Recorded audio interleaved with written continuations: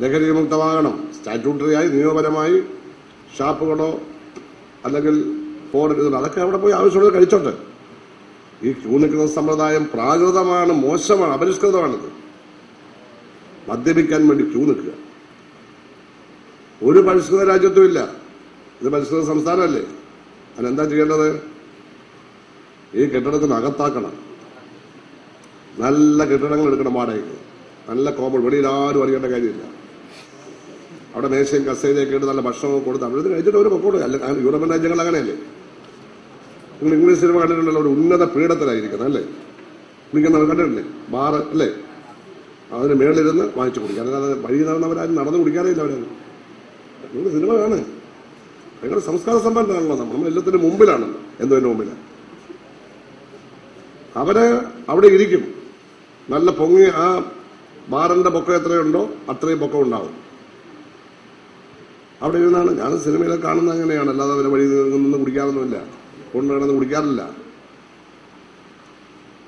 വീട്ടിൽ അവിടെയൊക്കെ പിന്നെ പച്ചവെള്ളത്തിന് പകരം അവർ കുടിക്കും. അവർ തണുപ്പാണ്, അവരതാണ് കുടിക്കുന്നത്. നമുക്ക് ചൂടായതുകൊണ്ട് നമ്മളിത് കുടിച്ചാൽ നമുക്ക് ദോഷമാണ്.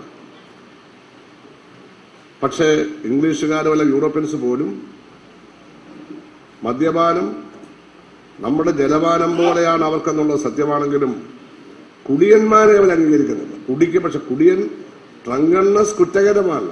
ട്രങ്കാർഡിനെ അവിടെ അറസ്റ്റ് ജയിലിലിടും. ഇവിടെ ഒരു കുപ്പിയായിട്ട് ജംഗ്ഷൻ നമ്മളെല്ലാവരും കൈകൊട്ടിക്കും. കൊള്ളാം കൊള്ളാം, എല്ലാവരും ചുറ്റും നിന്നിട്ട് ആഘോഷം പോലെയാണ്. അവിടെ അപ്പൊ പൂക്കെടുത്ത് കൊണ്ടുപോകും. അത് നടക്കത്തില്ല. അവിടെ ഒന്നും ഏറ്റവും ഗുരുതരമായിട്ടുള്ളത് പൈസയൊക്കെ തിരിച്ചടച്ചു. ഒരു മരിക്കുകയും തല്ലുകൊള്ളുകയും ചെയ്ത മിക്ക വീട്ടിലും ജോലി കിട്ടിയിട്ടില്ല. പക്ഷേ ഒരു സഹകരണ മേഖലയുടെ ജോലി കിട്ടുന്ന പതിറ്റാണ്ടിന് മുമ്പ് നിഷ്കാമകർമ്മികളായ സഖാക്കൾ ഈ ജോലി കിട്ടുമ്പോൾ അറിയാൻ പറ്റില്ല. ഇതെല്ലാം നമ്മൾ ചരിത്രപരമായി ഓർമ്മിക്കണം. ആ ഹെറിറ്റേജ്, ആ പാരമ്പര്യം വളർത്തിയത്.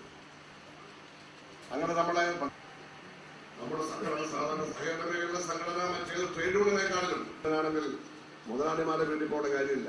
ചിലരൊക്കെ പോകുന്നുണ്ടാവട്ടെ, അവരെ പോയി കുറിച്ചും പറഞ്ഞു. ഇത് മുതലാളി തൊഴിലാളി ഇല്ല, മൊത്തം സമൂഹമാണ്. അടങ്ങുന്നതാണ് നമ്മുടെ സഹകരണ പ്രസ്ഥാനം. എല്ലാവർക്കും ആരും ഒരു വലിയ പരിധി നമ്മുടെ കോർപ്പറേറ്റ് എംപ്ലോയീസ് യൂണിയൻ പ്രതീക്ഷിച്ചുകൊണ്ട് പ്രവർത്തനങ്ങളെല്ലാം അഭിനന്ദിച്ചുകൊണ്ട് ഞാനിത്